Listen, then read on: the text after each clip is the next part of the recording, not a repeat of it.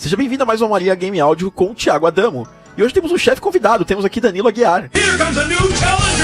Deixa aquele like maroto e compartilha. Hoje o Danilo vai mostrar pra gente como com caixa de papelão, pedras, muitas pedras, e pedaços de plástico, nós conseguiríamos criar... Não, o cachorro não precisa. Nós conseguimos criar um som maravilhoso de trovão. Hora de gravar.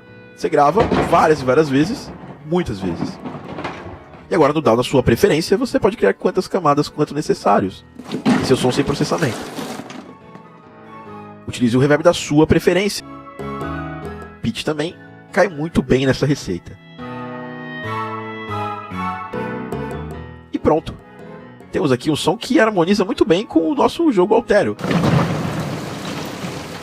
É isso aí, na descrição aprenda mais sobre áudio para games com a Game Audio Academy. E conheça mais o trabalho do Danilo. Nos vemos no próximo Ana Maria Game Audio.